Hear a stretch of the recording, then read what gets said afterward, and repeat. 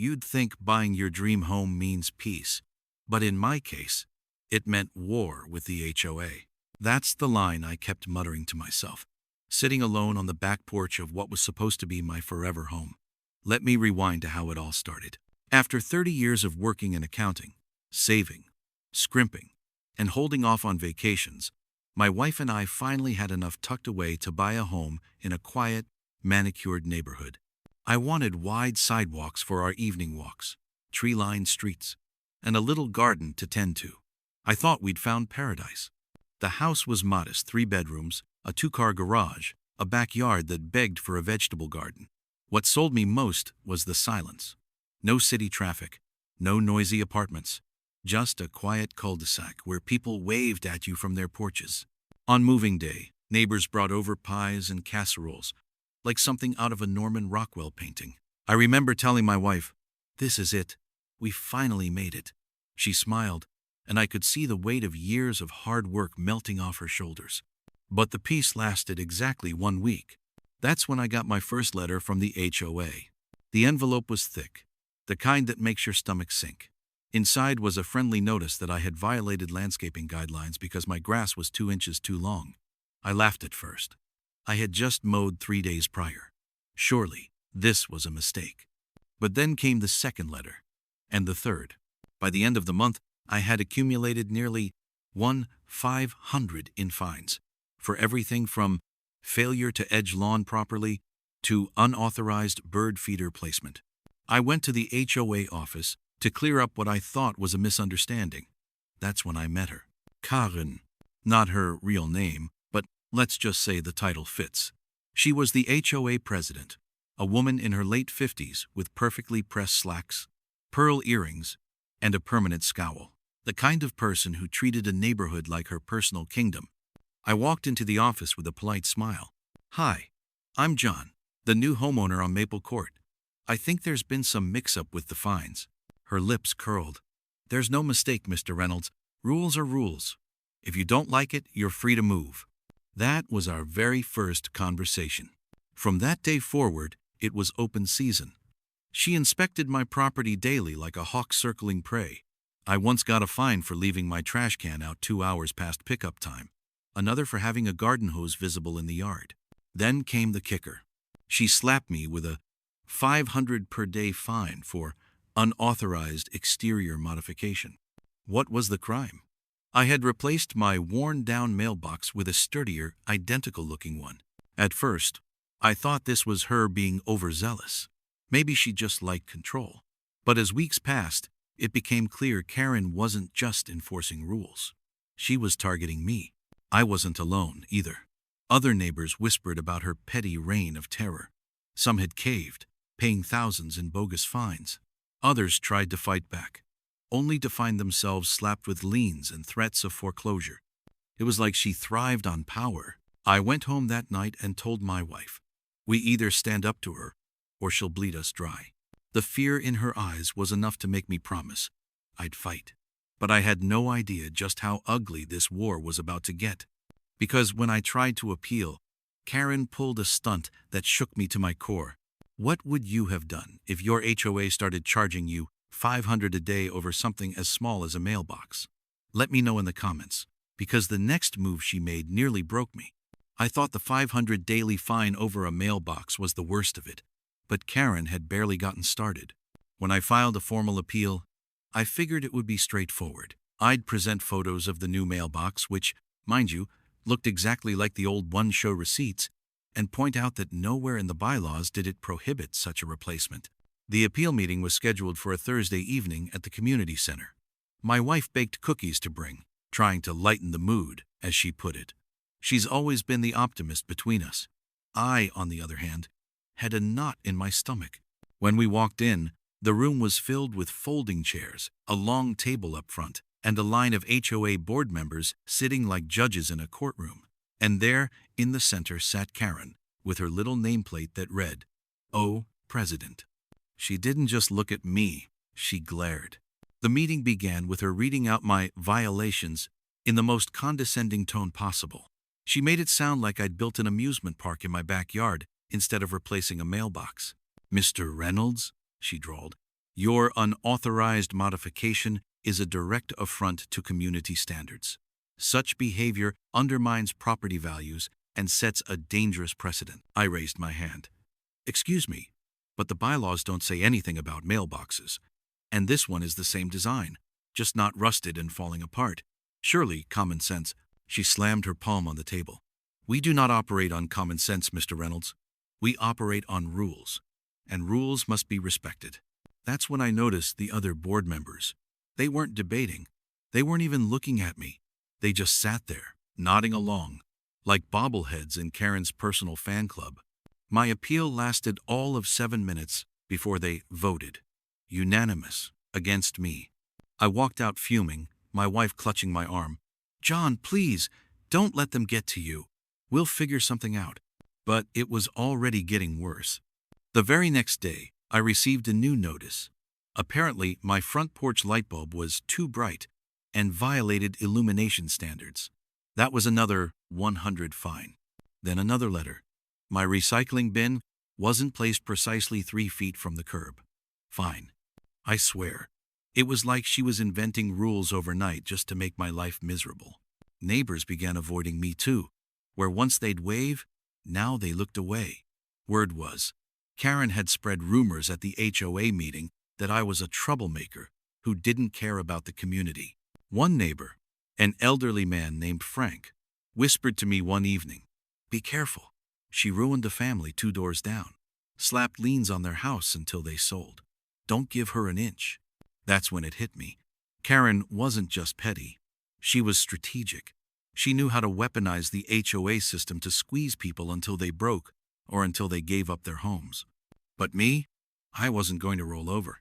I started documenting everything: photos, copies of bylaws, timestamps. I set up a file cabinet just for HOA nonsense.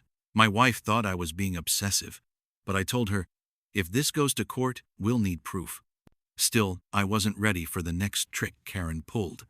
A week later, I got a certified letter in the mail. When I opened it, my stomach dropped.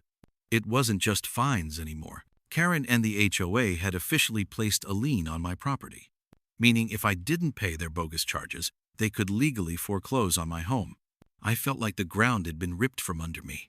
30 years of hard work, every penny we'd saved, every dream tied into this house, and now, because of one woman's thirst for power, it was all at risk. That night, I barely slept.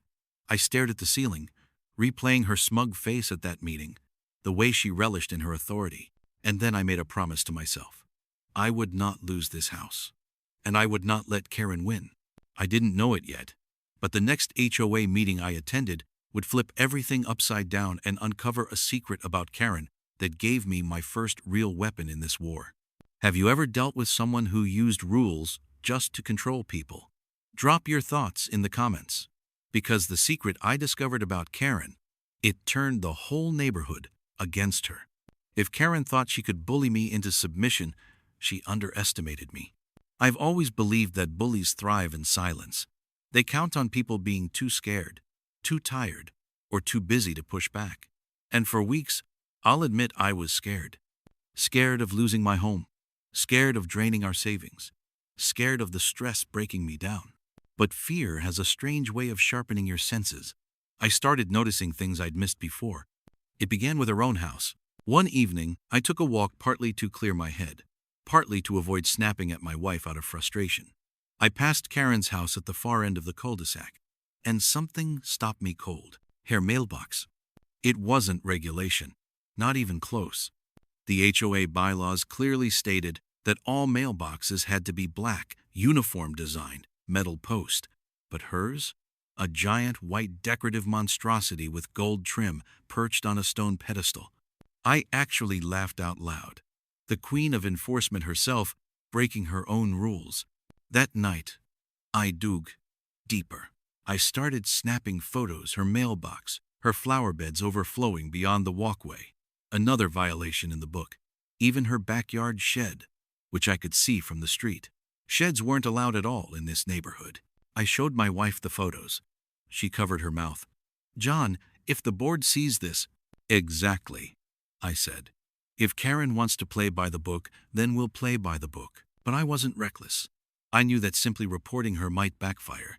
She had the board wrapped around her finger. They'd probably dismiss my complaint before I finished speaking. So I waited. I documented. I built a case.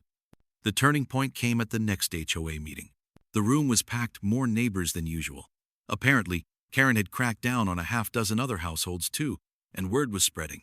People were fed up. She strutted in, gavel in hand, like she was presiding over the Supreme Court. "Let's begin with old business," she said, and just like that, she launched into another lecture about maintaining community standards.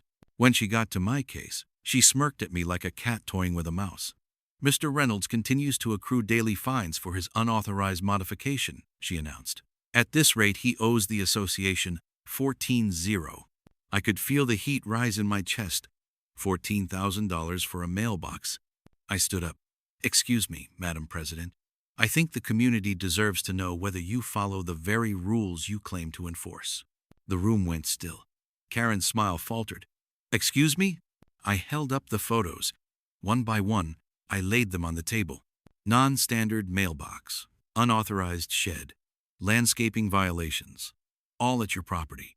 Gasps echoed across the room. Neighbors craned their necks. Some even whispered.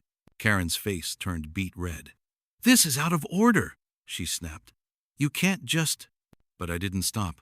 I slid the final photo across the table, her mailbox shining like a monument to hypocrisy.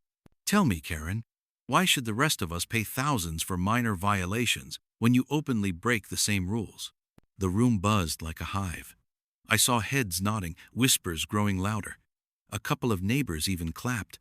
For the first time, Karen didn't look in control. She looked cornered. But then, she did what bullies always do when exposed. She doubled down. "These accusations are baseless," she barked. "The board has already approved exceptions in my case." I turned to the board members. "Did you?" They shifted uncomfortably. One man cleared his throat. I don't recall voting on that." The tension was thick enough to cut. For the first time, the board looked less like her loyal soldiers and more like deer caught in headlights. I knew then I'd struck a nerve. I had leverage. But leverage isn't victory. Not yet. Because the very next morning, I found something taped to my front door. A notice, written in Karen's sharp, angry handwriting. "Final warning. Pay outstanding fines immediately or face foreclosure proceedings." It wasn't just a threat. It was a declaration of war. And I realized, if I wanted to survive this, I couldn't just expose her hypocrisy in whispers and meetings. I'd have to take the fight somewhere bigger, somewhere she couldn't manipulate. I'd have to take her to court. Have you ever seen a bully crack when their own rules come back to haunt them? Let me know in the comments, because this battle was only just heating up, and the courtroom would be where the real fireworks began. The day I found that foreclosure warning taped to my front door was the day my fear hardened into resolve. Karen had crossed the line. This wasn't just about rules anymore. This was about my home, my dignity, and every ounce of sweat my wife and I had poured into building the life we wanted. I knew then that the only way out was through, and through meant taking her to court. But you don't walk into a courtroom empty-handed. Not against someone like Karen. She'd twist facts, spin stories, and bully anyone who dared to contradict her. If I wanted to win, I needed more than anger. I needed evidence. So I began my war room. I cleared out the old desk in our spare bedroom and stacked boxes with every letter, every fine notice, every bylaw printout. I even bought a little label maker to keep track of categories: fines, violations, correspondence, evidence. My wife peeked her head in one evening. "John, this looks like a detective's office." I gave her a tired smile. "That's because we're not just fighting an HOA, we're fighting a dictator." The more I dug, the uglier it got. For starters, I noticed that many of the fines weren't even listed in the HOA's official bylaws. They were just made up. Karen would twist vague language like "maintain uniformity" into justifying whatever she wanted. Then I looked at the finances. Every HOA is supposed to keep transparent records of how dues and fines are used. I requested a copy, citing my rights as a homeowner. Karen dragged her feet, ignored my emails, and finally handed me a stack of papers so heavily redacted they were basically useless. That raised a red flag. What was she hiding? I started talking to neighbors. At first, they were hesitant. Nobody wanted to be the next target. But once I showed them my foreclosure notice, something shifted. They realized Karen wasn't just picking on me. She was building a pattern of abuse. Frank, the elderly man who'd warned me before, finally sat down with me over coffee. His voice shook as he told me what happened to his friends 2 doors down. She fined them into the ground, John.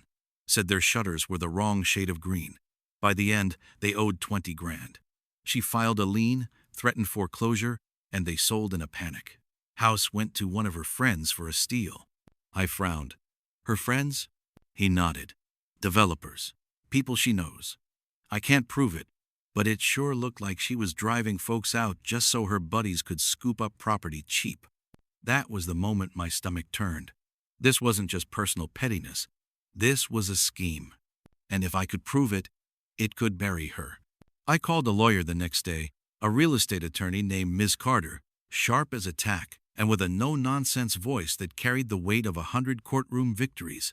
After I explained everything, she leaned back in her chair and said, "You've got a case, but we need documentation, witnesses, and most importantly, motive. If we can show she's abusing her position for personal gain, we can not only get your fines erased, but possibly remove her from office." Remove her from office. The words were music to my ears. Over the next few weeks, Miss Carter helped me formalize my evidence. We built a timeline. Every violation, every fine, every example of her hypocrisy. We tracked neighbors who'd mysteriously sold their homes under pressure. We even found meeting minutes where Karen had pushed for strict enforcement right before a developer friend of hers bought a foreclosed property. The deeper we dug, the more it became clear. Karen wasn't protecting the neighborhood. She was running it like a personal cash machine. But the closer we got, the more aggressive she became. One morning, I stepped outside to find bright orange spray paint across my driveway. "Pay up or get out." My wife was terrified. "John, this is harassment. What if she escalates?" I hugged her, even though inside I was shaken too. "That's why we're doing this. She wants to scare us, but bullies don't get the last word." I cleaned the driveway, documented the vandalism, and added it to the growing case file. Then came the night that proved just how desperate Karen had become. At a board meeting, right as I was about to raise my hand to speak, she cut me off and shouted in front of everyone, "Mr. Reynolds is nothing more than a liar and a cheat. He doesn't pay his dues, he spreads rumors, and he's trying to destroy this community from the inside out." Her voice echoed across the room. Gasps rippled through the crowd. A couple of neighbors looked at me, shocked. I calmly pulled a binder from under my arm, flipped it open, and placed it on the table. "Funny," I said, my voice steady, "because what I have here are copies of your violations and financial records showing tens of thousands of dollars unaccounted for under your watch." The board froze. Neighbors leaned in. Karen's face went pale. For the first time since this nightmare began, the power shifted. I wasn't just defending myself anymore. I was on the attack. But I also knew this wasn't the finish line. Not yet. Because the real battle, the one that would decide whether I kept my home or lost everything, was heading straight for the courthouse. What would you have done in my shoes? Stand up publicly? Or wait for court? Drop a comment? Because the trial that followed, it exposed Karen in ways none of us could have imagined. The day of the first hearing, I felt like I was walking into a lion's den. I'd never been inside a courtroom as a defendant or, technically, as a plaintiff. But the stakes couldn't have been higher. My house, my savings, my reputation in the neighborhood, it all came down to whether I could prove that Karen had crossed the line from strict HOA president to abusive tyrant. My wife gripped my hand the whole drive. "John, no matter what happens," she whispered, "I'm proud of you for standing up." I nodded, though my palms were sweaty. I had binders of evidence in the back seat, neat as soldiers in formation. But Karen, she had something else. Power, influence, and arrogance. When we walked into the courtroom, there she was sitting at the defense table with a smug grin and a high-powered attorney by her side. The kind of lawyer who probably charged more per hour than I made in a week during my working years. Karen turned and gave me a smile so fake it made my stomach turn. "Good morning, Mr. Reynolds," she said sweetly. "I hope you brought your checkbook." I didn't respond. I just sat down next to Miss Carter, who slid a hand across the table and whispered, "Don't take the bait. Let her hang herself." The judge entered, a stern woman with glasses perched on her nose. "This court is now in session. Case of Reynolds versus Maplewood Homeowners Association." And just like that, the battle began. Karen's attorney opened with a polished speech about community integrity and the importance of rules in maintaining property values. He painted me as a reckless homeowner who refused to follow simple standards.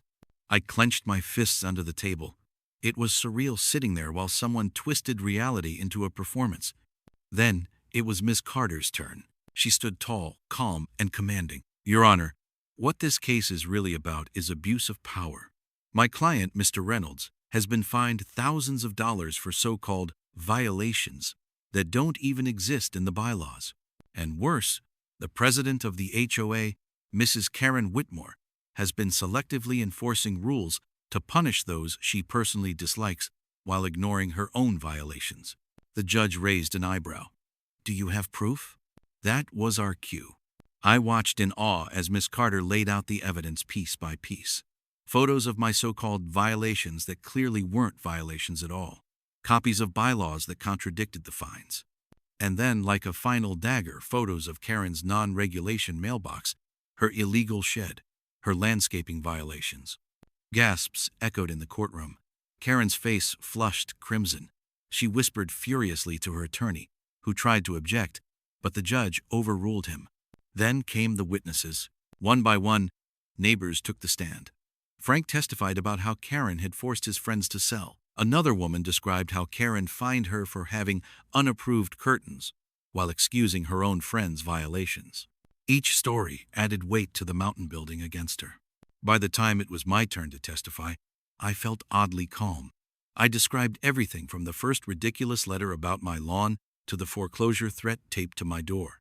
My voice cracked at one point when I talked about how my wife had cried, afraid we'd lose the home we worked our whole lives for. I looked the judge in the eye. This isn't about rules. It's about control. And if this can happen to me, it can happen to any homeowner here. For a moment, silence filled the room. Even Karen's smug expression faltered. But then, she did something shocking. Against her attorney's advice, she demanded to speak. She stood, straightened her pearl necklace, and launched into a tirade. "These people are liars. They're lazy.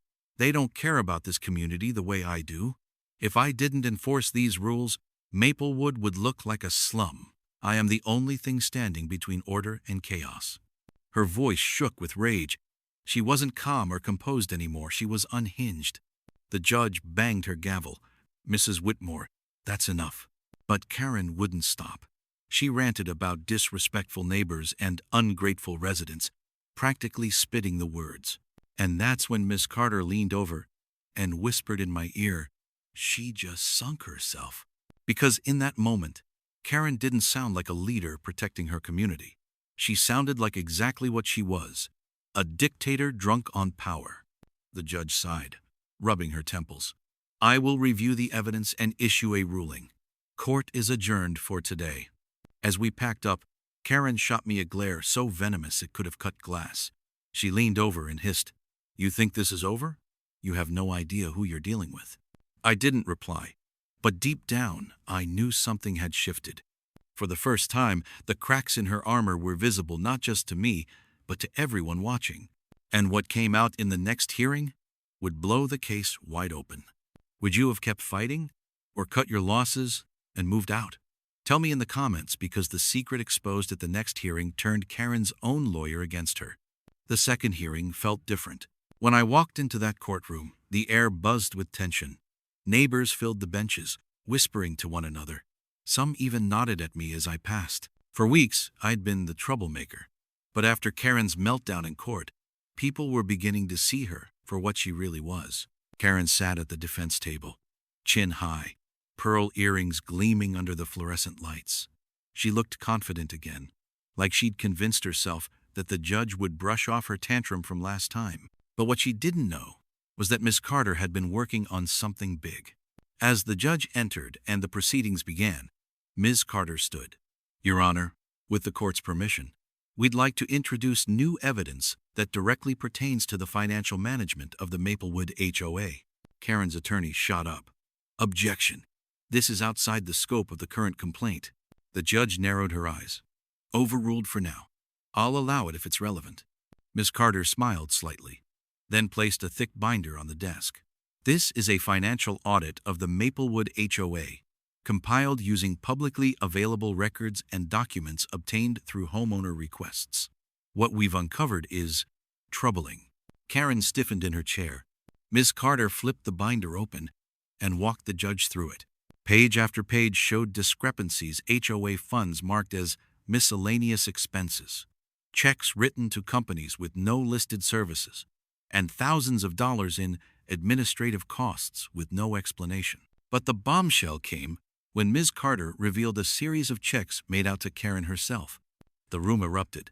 Gasps, whispers, even a few angry mutters from neighbors in the back. Karen's face drained of color.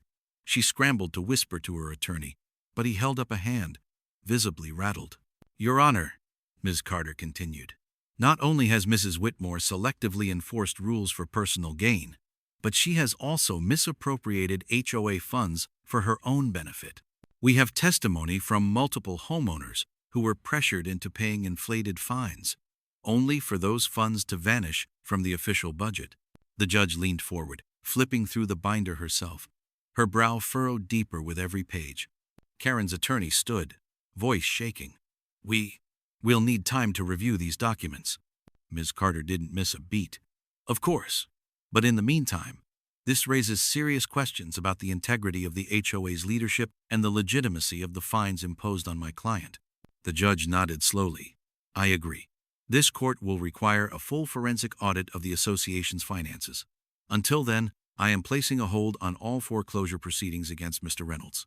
I let out a breath I hadn't realized I was holding. For the first time in months, my house wasn't hanging over a cliff. Karen, on the other hand, looked like she'd been slapped. Her attorney sat stiff, lips pressed tight, clearly blindsided. But the best part came after the hearing. As we packed up our binders, I caught sight of Karen's attorney leaning toward her, his face red with frustration. I couldn't hear the words, but I didn't need to. His finger jabbed at the checks in the binder, his expression saying it all. You didn't tell me about this. Karen tried to wave him off, but he shook his head, stood abruptly, and walked out, leaving her alone at the defense table. The Queen's Army was starting to crumble. Outside the courthouse, neighbors swarmed me. Some patted me on the back. One woman, tears in her eyes, said, "Thank you. We've all been too scared to speak up, but you're showing us it's possible." I nodded, though part of me wanted to collapse from exhaustion. It's not over yet, but it's a start. That night, my wife and I sat on our back porch, sipping tea under the stars. For the first time in weeks, I felt like maybe, just maybe, we had a chance. But Karen wasn't finished. A few days later, another letter arrived in my mailbox, not from the HOA, but from Karen herself. No letterhead, no official seal, just a handwritten note. You think you've won, but you have no idea what's coming. Walk away now, or you'll regret it. I stared at the words, my hands trembling. This wasn't just HOA business anymore. This was personal. If your enemy tried to intimidate you after being caught, would you back down or push harder? Let me know in the comments. Because what Karen tried next, it crossed a line even the judge couldn't ignore. Karen's letter sat on my kitchen counter like a rattlesnake, coiled and ready to strike. My wife picked it up, read it twice, and looked at me with worry in her eyes. She's threatening you, David. This isn't about the HOA anymore. It's about her. I knew she was right, but I also knew something else. Intimidation only works if you let it. Still, I wasn't naive. I scanned the note again, my stomach tightening. Karen wasn't bluffing. The first sign came that very night. Around midnight, I was jolted awake by the sound of tires screeching outside. I rushed to the window and saw a dark SUV idling in front of my house, headlights glaring into my living room. For a moment, nobody moved. Then, just as quickly, the SUV roared off, disappearing into the night. The next morning, I found something on my lawn. A copy of the HOA's bylaws, pages ripped out. The words, "Pay up or else," scrawled across the cover in red marker. My wife wanted to call the police immediately, But Miss Carter had a different idea. Let her dig her own grave, she told me when I brought the evidence to her office. If Karen is foolish enough to harass you personally, it strengthens our case tenfold. But document everything. Photos, dates, times. We'll need proof. So I did exactly that. I kept a folder on my desk labeled Karen's Greatest Hits. Every late-night drive-by, every anonymous note, every petty act of vandalism that mysteriously appeared on my property. But Karen didn't stop there. She started whisper campaigns around the neighborhood. Suddenly, people I'd known for years avoided me. At the grocery store, I overheard two neighbors saying I was trying to bankrupt the HOA with lawsuits. Another claimed I hated the community and wanted to destroy it. It stung. But then something strange happened. For every neighbor Karen turned against me, two more quietly came forward with their own horror stories. One man admitted Karen fined him 1-0 for having the wrong shade of beige on his garage door. A widow down the street said she was charged late fees on dues she'd already paid, and when she complained, Karen threatened to put a lien on her house. The more I listened, the more I realized. Karen wasn't just targeting me. She had been terrorizing everyone for years. The difference was, I had decided to fight back. Things escalated one Saturday morning. I was working in my garage when I heard shouting outside. I stepped onto the driveway just in time to see Karen marching up, a rolled-up stack of papers in her hand. "Do you think you're clever?" she snapped, jabbing a finger in my face. "Dragging me into court, embarrassing me in front of everyone? You think the judge will save you? Newsflash, David, you're nothing without this neighborhood. And this neighborhood listens to me." Her voice carried down the street. Curtains twitched as neighbors peeked out. I stayed calm. "Karen, you're trespassing. Leave now." But she only got louder. "You're a fraud, a troublemaker, a parasite leeching off the hard work of others."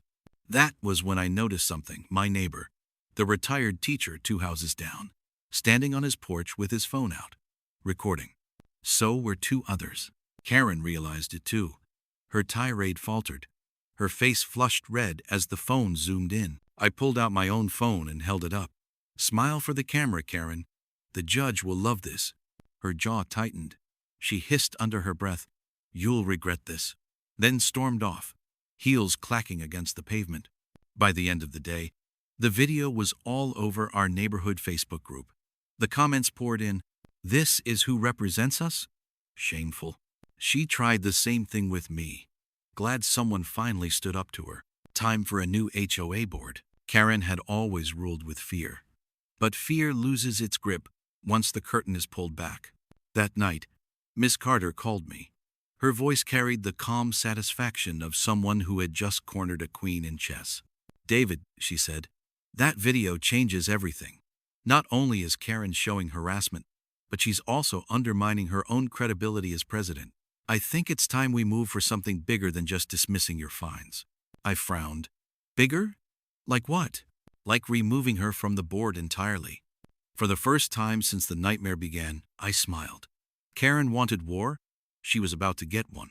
If you caught your HOA president threatening you on camera, would you go public or keep it for court only? Tell me in the comments. Because what we did next didn't just protect my house.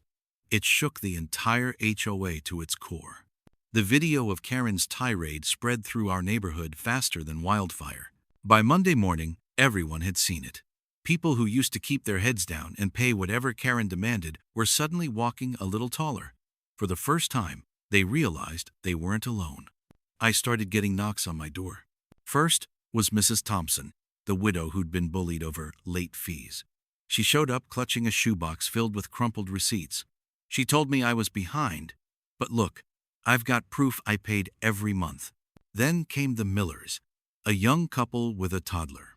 Karen had fined them $500 because their son's toys were visible in the backyard. They were too scared to fight her until now. And then Mr. Patel, the retired teacher who filmed her meltdown, showed me his own stack of fines. $200 for planting roses instead of HOA-approved shrubs. It was endless. Karen had turned the HOA into her personal ATM.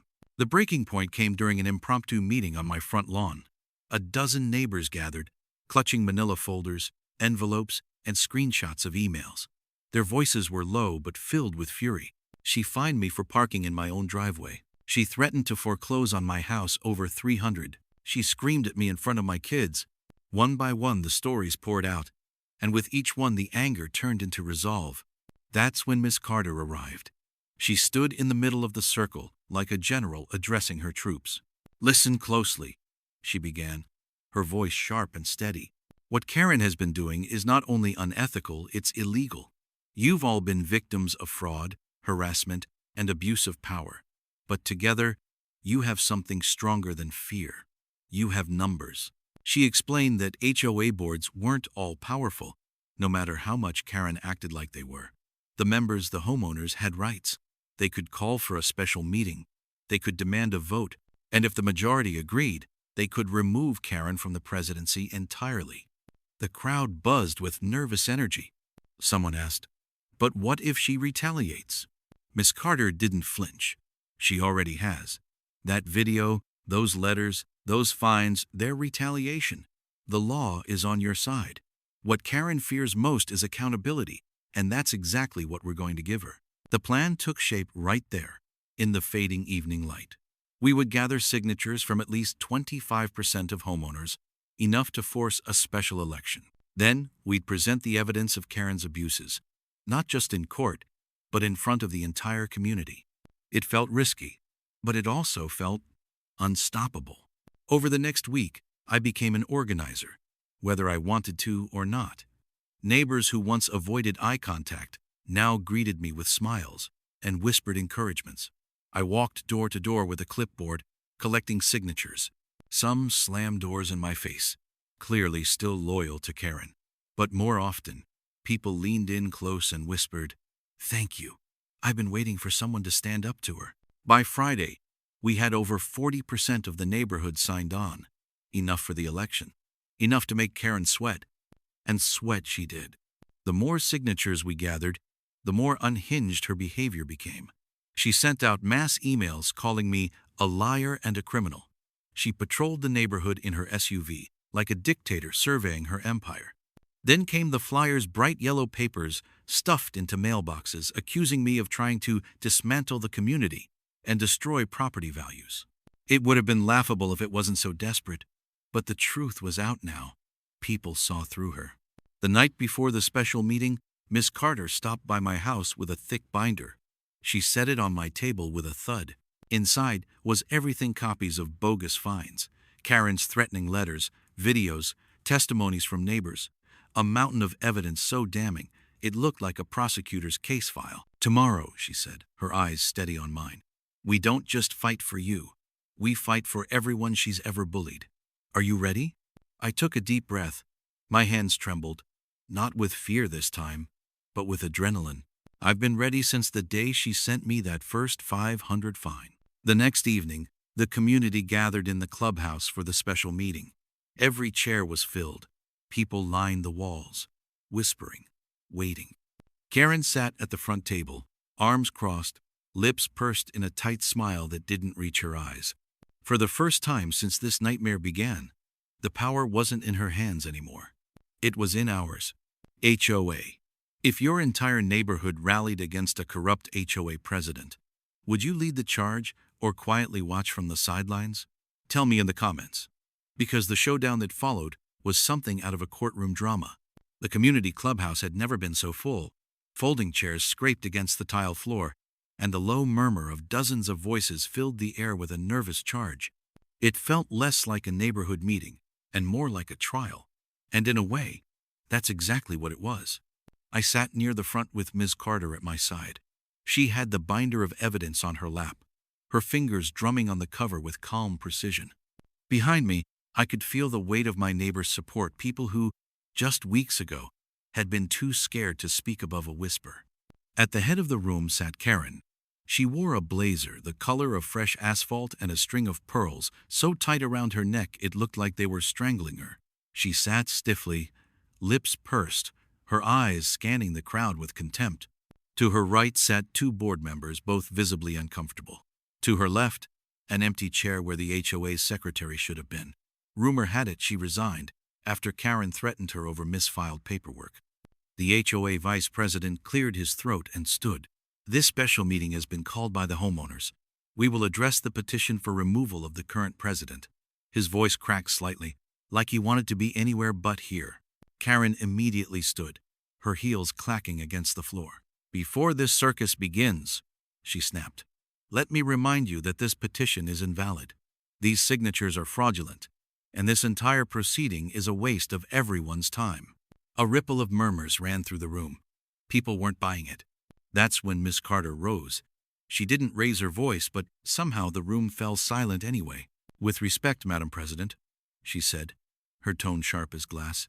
This meeting was called in accordance with the HOA bylaws. The signatures are valid, the process is legal, and your attempt to dismiss it is yet another abuse of power. Karen's face flushed red, but before she could snap back, Miss Carter opened the binder and set it on the table for everyone to see. This, she said, flipping open the first page, is a letter demanding $500 a day from a homeowner for having potted plants. Illegal. Here, she flipped again, are fines issued without board approval. Here are financial statements that don't match bank records. And here, she tapped the page, are sworn statements from multiple residents documenting harassment. Gasps and murmurs filled the room. One by one, Miss Carter laid out the evidence like a prosecuting attorney building a case. And every piece pointed to the same conclusion. Karen wasn't protecting the community. She was exploiting it. Karen tried to interrupt, waving her arms. Lies. All lies. You people don't understand how much work I do to keep this neighborhood desirable. But the more she ranted, the more unhinged she looked. Her voice cracked, her face grew red, and her pearl necklace clinked against the microphone as she leaned in, shouting. Then came the moment that turned the room.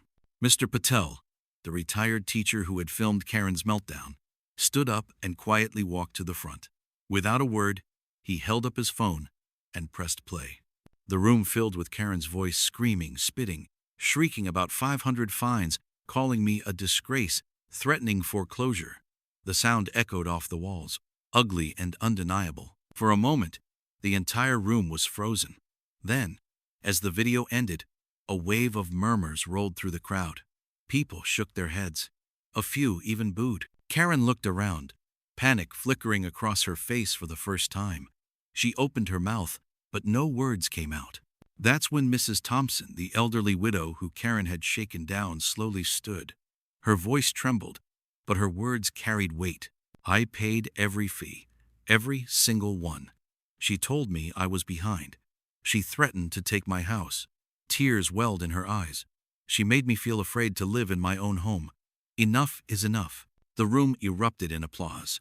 It wasn't polite clapping, it was raw, emotional, a release of years of pent-up frustration. The vice president tried to restore order, but it was already too late for Karen. The tide had turned. A motion was put forward to remove her as president.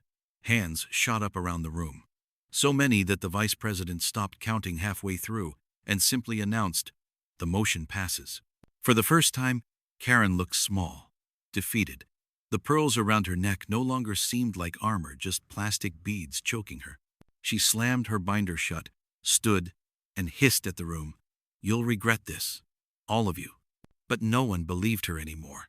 As she stormed out, the room erupted in cheers, not just for her removal, but for what it meant. The community was free. I sat there, overwhelmed, as neighbors clapped me on the back, thanked me, hugged me. For months I'd felt isolated, targeted, powerless. But tonight proved something Karen could never take away. When people stand together, even the biggest bully falls. If you were in that clubhouse, would you have raised your hand to remove Karen, or would fear have kept it down? Let me know in the comments. Because next comes the fallout and Karen's desperate last play. For a brief moment after the vote, I thought it was over. The monster had been slain, the neighborhood freed. But as anyone who's ever dealt with a true tyrant knows, they rarely go quietly. 2 days after Karen was voted out, I came home to find a thick envelope shoved under my front door. The HOA seal was stamped on the front. My stomach twisted. Hadn't we just ended this nightmare? Inside was a letter. At the top, in bold type, it read, "Notice of intent to foreclose." I stood frozen, rereading the words again and again. According to the letter, I owed more than 14,000 in unpaid fines and legal fees. And if I didn't pay within 30 days, the HOA would begin foreclosure proceedings on my home. The problem? Karen no longer had the authority to send this. She wasn't president anymore. But she'd clearly used her access to HOA letterhead and records to make it look official. My hands shook with fury. This wasn't just harassment, it was fraud. That evening, I called Miss Carter. She wasn't surprised. People like her never walk away gracefully, she said, but she just made her biggest mistake yet. This isn't an HOA letter. This is mail fraud. And that, my friend, is a federal crime. The next morning, Ms. Carter and I marched into the HOA office. The vice president, now acting president, looked horrified when I showed him the letter. "We didn't authorize this," he stammered. She doesn't even have access to the accounts anymore." Turns out, Karen had stolen blank HOA stationery before being voted out. She'd been slipping fake letters to multiple homeowners, trying to intimidate them into paying her directly. And then came the breaking point. Mr. Patel, the retired teacher, found a bank account under Karen's name where several neighbors had already deposited money. It was theft. Pure and simple. That's when things escalated. A group of us filed a formal complaint with the state attorney general's office, accusing Karen of fraud, harassment, and embezzlement. Others contacted the local police. Suddenly, it wasn't just an HOA issue, it was a criminal investigation. But Karen wasn't done fighting. A week later, she showed up at a neighborhood gathering, storming across the lawn in sunglasses and a trench coat like some kind of soap opera villain. She waved a thick folder in the air. "You think you've won?" she shrieked. "I have documents. I have proof this neighborhood is corrupt. When the authorities see this, you'll all be begging me to come back." But when she tripped on the curb and her folder spilled across the grass, the so-called proof turned out to be nothing but handwritten notes, magazine clippings, and bizarre rants scrawled in red ink. It was over. For real this time. Within days, the police officially charged her with fraud and misuse of HOA funds. The board froze her accounts, and neighbors began demanding restitution. And me? I finally felt the weight lift off my shoulders. After months of fighting, after fines, threats, and sleepless nights, justice was no longer a dream, it was happening right before my eyes. But even then, part of me couldn't relax. Because Karen wasn't just reckless, she was vindictive. And people like her, they always have one last card to play. HA. If someone like Karen sent you a foreclosure threat, would you fight back or panic and pay? Be honest, because the final chapter reveals exactly how far she was willing to go before it all came crashing down. By the time the police charged Karen, the entire neighborhood was buzzing. Some people felt vindicated, others just relieved. But me?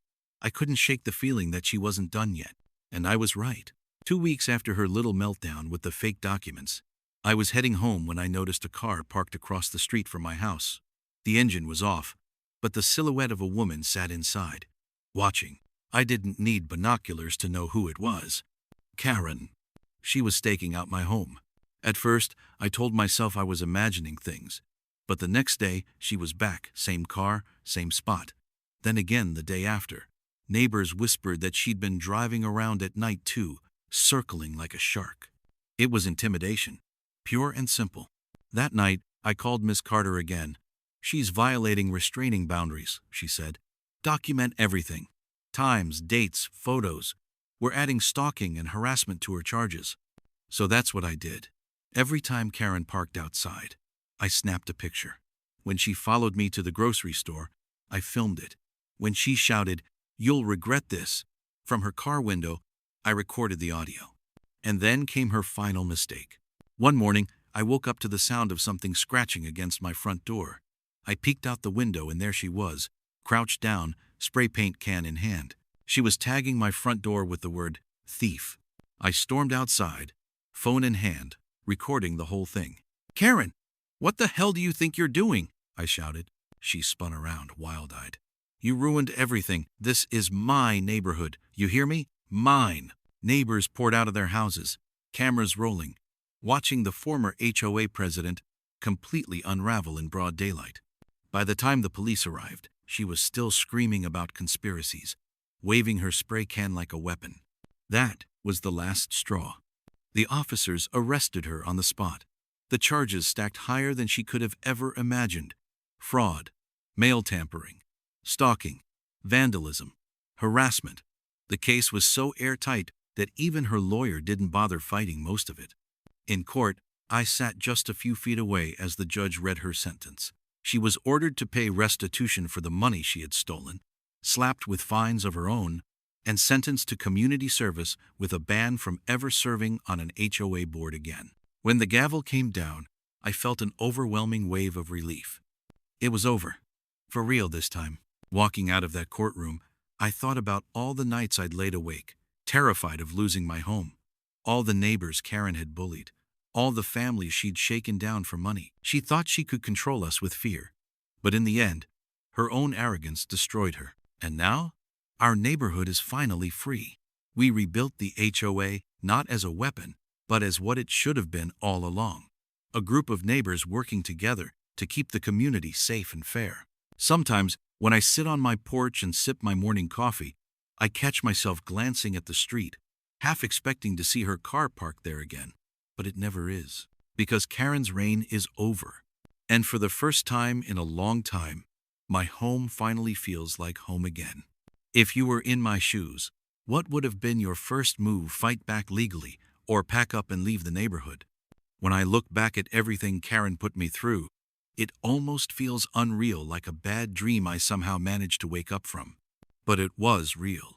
Every late-night letter slid under my door, every bogus fine, every threat that made me question if I even belonged in my own home, that was real. And yet, here I am, still standing, stronger for it.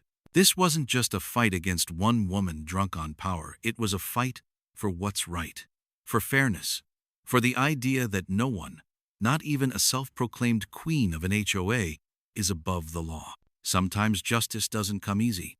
Sometimes it takes patience, courage, and yes, a good lawyer. But when it finally comes, it's worth every sleepless night. Now, our neighborhood isn't perfect. No community ever is. But there's a peace here we didn't have before, a sense that we, the homeowners, have our voices back. And Karen? She became a warning, a reminder of what happens when power goes unchecked.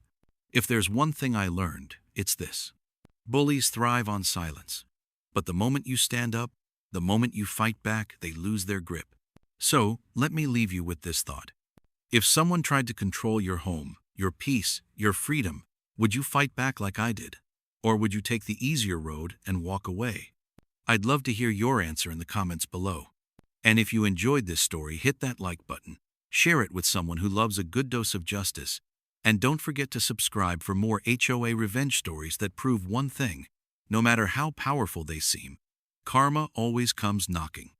Because in the end, the good guys do win.